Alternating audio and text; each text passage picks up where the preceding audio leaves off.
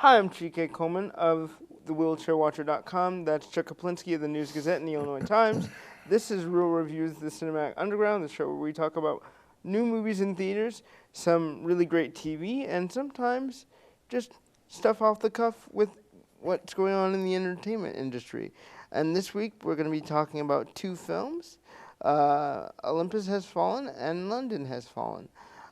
Chuck, how was your week? I know that we had a little bet going on the previous week for Oscars. Were you surprised by anything that happened at the Oscars this year? I was surprised by quite a few things, and I think a lot of people were. I think there were a lot of pool busters with, there's at least 3 upsets there that I'm aware of. So, it was an interesting show.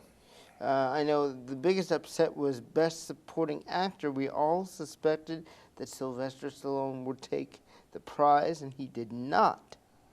Also, Best Picture was a huge upset. I don't know if it was huge, but it was a surprise. I mean, going into the show, they said it was going to be one of the 3 films, and Spotlight was certainly one of them. But yeah, still a surprise. Did you have a favorite moment of the Oscars? No. I actually did. I loved Lady Gaga's performance of Till It Happens to You because I felt there was a great impact of bringing out the assault survivors from that documentary, and I thought that was very powerful and very moving. And Best Actress winner Brie Larson was at the edge of the stage hugging every single survivor after that performance concluded, and I thought that was a really touching moment, even though the camera didn't focus on it for very long. So that, to me, was the standout of that year. Or Chris Rock's monologue. That was also a very telling moment of the evening. So without further ado, I want to go into the movies that we're going to talk about this week, first of which is Olympus Has Fallen, starring Gerard Butler, Morgan Freeman, Melissa Leo, let's see, Angela Bassett. Nobody important. Aaron Eckhart, maybe, Aaron the Eckhart president. Yeah. from Thank You for Smoking. And the plot of this film is relatively simple. You have the president going into peace talks with, I believe it's South Korea? And they get attacked and rush the president and the delegates into the quote-unquote panic room, only to discover that the actual terrorists that were taking over the White House are in the panic room. And these guys systematically take out all of the Secret Service, all of the backup people before the army can arrive.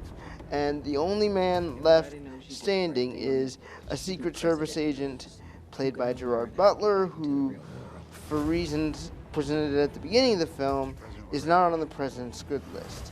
And this is a film directed by Antoine Fuqua. I really enjoyed this first film in the Has Fallen duology. I thought it was very intense and thrilling and full of great action. Butler doesn't really do much in terms of giving the film gravitas other than playing his version of John McClane, but I thought it was a very interesting film to see, how these guys systematically took the White House down and had the president captive, but I really at no point felt like, oh, they're not going to get out of this. It was just very tension-filled when the action started. And as things progressed, I was still pretty nervous that he wasn't going to get mortally wounded, but I never thought he wasn't going to complete his mission. I liked the film a lot because of the way it was framed, the way it was shot. The action wasn't fast and shaky. It was very steady and kinetic, and I really enjoyed that about the first film. It's just really superb in that way. And Morgan Freeman as Secretary of State Alan Trumbull is one of the most convincing versions of an acting president that I've ever seen. And the way he challenges Robert Forster, the head of the army at that time, when the army guy wants to go in and go in guns blazing, the little exchange between those two in that one scene that they had was fantastic. And I loved that even though you're looking at a really huge popcorn action movie, that you can still have those really strong, small acting moments. So I really liked Olympus Has Fallen. What did you think, Chuck? Well, it's been 3 years since I've seen it. I did not go back and watch it, but I remember liking it for all of those reasons. I have to admit, though, I keep getting it mixed up with White House Down, which came out that very same year and had a very similar plot. Only this one had Channing Tatum as the agent and Jamie Foxx as the president and things of that nature.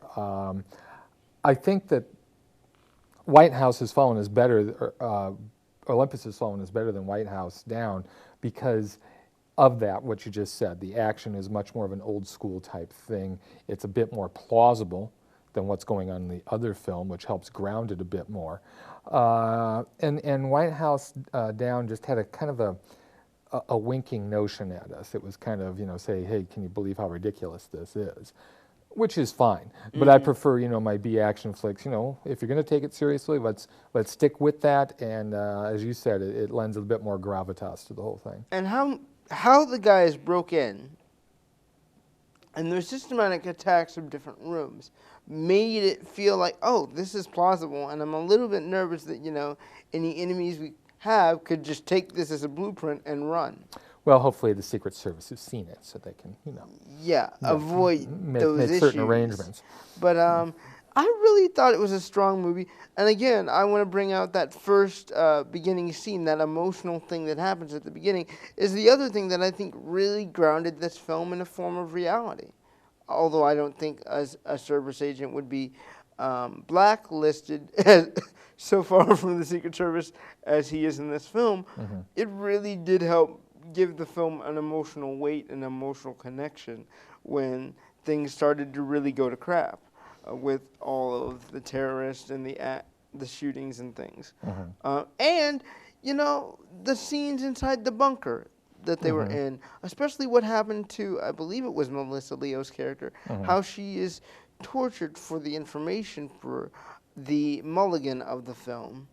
That to me felt real, and I kind of panicked a little bit when I saw it.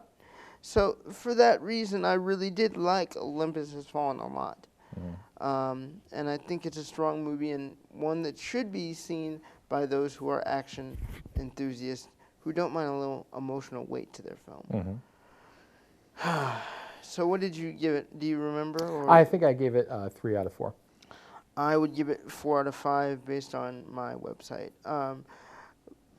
The second film in this duology, London Has Fallen. Duology. Is that a word? I think it is. They have trilogy.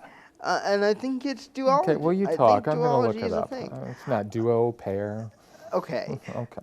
The second in Just this entry of the film duology. series is London Has Fallen.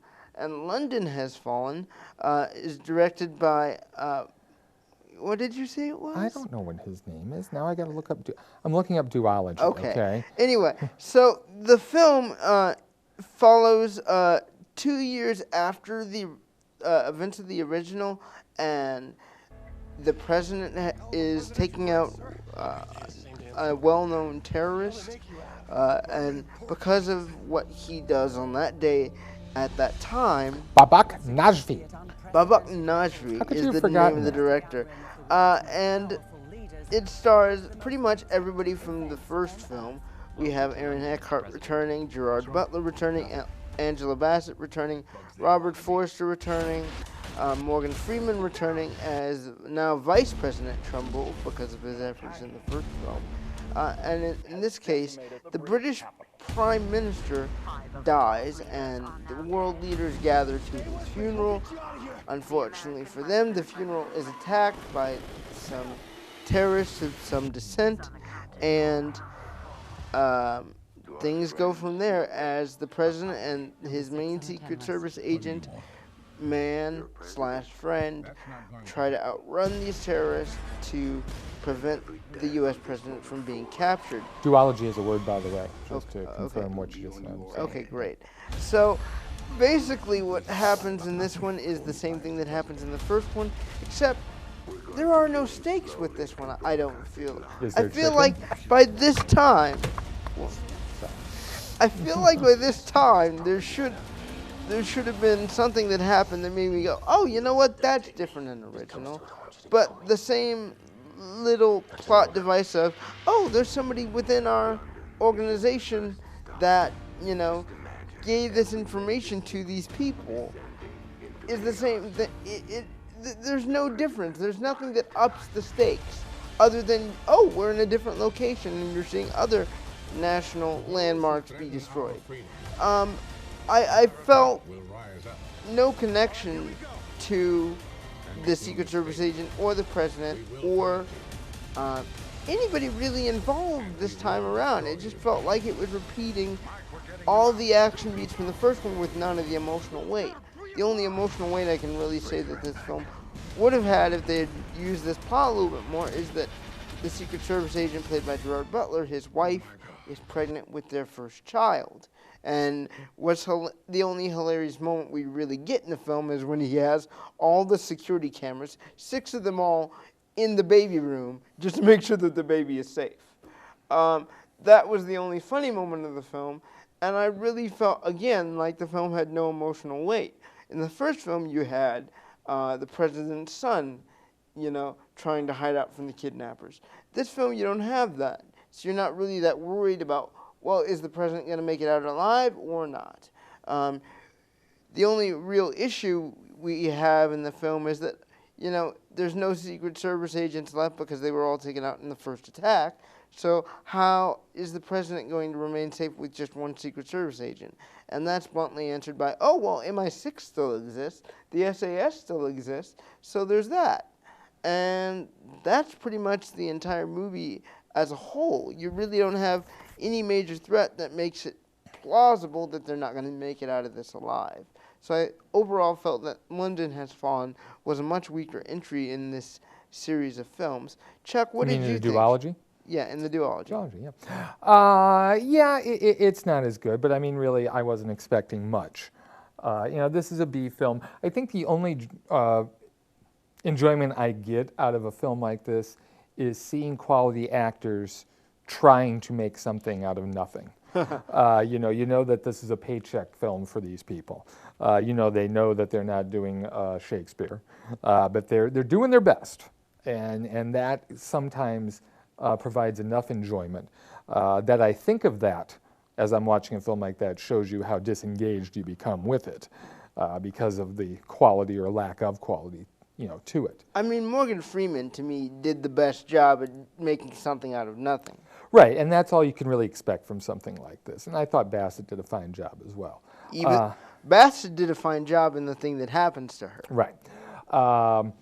But yeah, I mean, if you're expecting anything spectacular here, I mean, and again, its release date kind of tells you all that you need to know, you're going to be sorely disappointed. Indeed, indeed. I didn't feel that London Has Fallen was anywhere near as strong as it could have been. I agree. What improvements would you suggest if they decide to make this a trilogy? A trilogy? Not to do it. Yeah, I agree.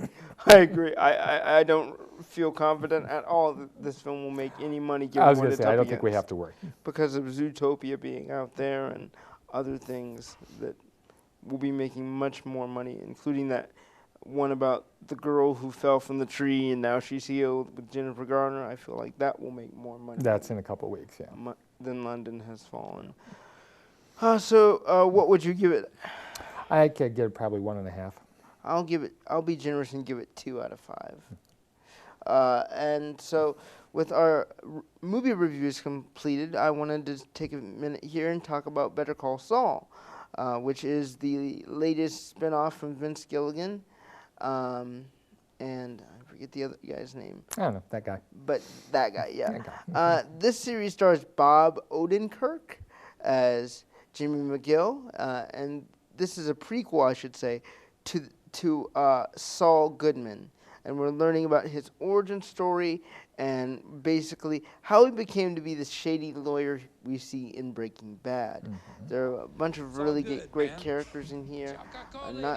Jimmy McGill not included, we have Mike Ehrmantraut is back, we have Tuco, and we have Nacho, one of his henchmen, who's taking a front seat role. And it's a really engaging series. Chuck, would you mind telling the people a little bit more about it? You have to know a little bit about Breaking Bad to really kind of appreciate what's going on. But as you say, it's the origin story to the attorney who Walter White ends up becoming involved with. And it does have a back and forth type of structure as far as flashbacks are concerned at times. We do know what happens to Saul after Breaking Bad. Seems as though he ends up being the manager of a Cinnabon. As he predicted. At a mall someplace. We're not ever quite sure. But really, I think the whole purpose of the series is to provide a bit more sympathy for the character. You really see his relationship with his brother and how he's always felt inferior to him, the steps he takes in order to better himself. And how he's always kind of on the outside, he's always on the fringe, knocking at the door, trying to get in, trying to become legitimate. And I think that this second season is really exploring that, dipping his toes in the water of legitimacy with a law firm that he's working with. And of course, we're still waiting to see how that all plays out. Right. And we should mention that in the season 1 finale, Jimmy McGill learned some information about why he has been so much passed over for different partnerships and associateships at the law firm. Where his brother is a partner. Where his brother is a partner. And it's a complete, interesting, fascinating twist that not even I saw coming. But it makes complete sense. But it makes complete sense, and you're just like, well, that would force me to be going into Saul territory, if anything. What we see in the first 3 episodes, we talked about this a little bit, but Saul basically making that jump to legitimacy, and we're now on episode 3, Amarillo. Mm-hmm. And the previous week, there's a hilarious story that we talked about involving Pi and how Jimmy takes a pro bono case to get his client away from the cops so that they don't find out that this guy sells pharmaceutical drugs. But this week, I believe, episode 3, Amarillo, topped that, if possible, considering that the whole plot surrounded getting Sandpiper clients to sign with Davis and Main, the company that Jimmy works for. What I really loved about this episode was Jimmy's struggle to be legitimate, to not use those sneaky tricks that he uses to get things going his way. He worked very, very, very hard in this episode to do the right thing and do the right thing properly. Mm-hmm. And it still blew up in his face in the worst possible way. Meanwhile, there's a subplot involving Mike Ehrmantraut and his daughter, involving her not feeling safe in her home. I thought that was probably the weakest plot point of the entire show this week. I felt like, we know where things end up theoretically with Mike and his granddaughter, but I don't feel any connection to the mother, his daughter-in-law. I don't feel any connection to her at all. And I'm not sure whether I should. That's another issue I'm having. I liked the episode a lot, but I felt like the Mike plot was unnecessary. What did you think, Chuck? Well, these shows, I think one of the genius elements of Breaking Bad and this show is that they'll plant a seed and you won't think it's any big deal, and then it becomes a big deal much later on. Or, I should say, sometimes they have a very long fuse where characters and plots are concerned. They'll mention something, and then they won't go back to it, or they take their time developing it. So the jury's still out for me on this whole thing with Mike and his daughter. I want to see where they head with this. It may end up being, as you just said, a weaker plot point because we kind of know where it's headed. But, I have enough faith in the people behind this show to give them plenty of rope. Because really, in the long run with Breaking Bad and the first season of this show, I mean, they've proved that they know what they're doing. were you surprised at all by the events of what Jimmy tried to do to legitimize himself as a good lawyer? A little bit, yeah. I was surprised because I thought to myself, well, he has been made head of this department, so what he's deciding to do here and what he already suggested to his boss was technically approved. Mm-hmm. So why would you not be okay with that? Right, give it a shot. Mm-hmm. And he didn't do anything to make what he created, trying to be non-specific here, Right, yeah. schmaltzy. He was honest, and he was blunt about it. It's just like one of those, help, I've fallen and I can't get up, life alert commercials. There's nothing that's, it's what it says on the tin. It's all about tone. And I don't think that there was any comedic angle or you need to call us because we're blah. It was very straightforward. This is what I know you guys are dealing with. Here's the solution to help you. Mm-hmm. And to see his boss get so upset with him on the phone, I was just like, yeah, that's going to push me further in that Saul direction because nobody believes in me doing the honest thing in the first place. Right. Oh. Yeah, no good deed. No good deed can go unpunished, and that is certainly true for this episode of Better Call Saul. Did you happen to see Legends of Tomorrow this week? I did not. I'm behind on that. I'm caught up on Supergirl, but haven't gotten to Legends. I have not gotten to Legends either, so that is something we will cover next week. Is there anything in the coming weeks that you're excited about? Not really. I mean, the big thing is Superman, Batman. The week before that, we get Divergent Part 3.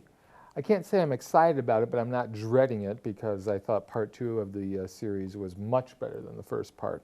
So I'm, not dreading it and maybe pleasantly surprised with that. But, there's a lot of stuff coming out, nothing really too exciting until the end of the month. I had one other thing that I wanted to discuss, and I don't know if you've seen this. Spike Lee did another Michael Jackson documentary this time for I heard about the album Off the Wall, mm-hmm. and I watched it last night. It aired on Showtime, and I have a good idea that it'll probably end up on Netflix at some point.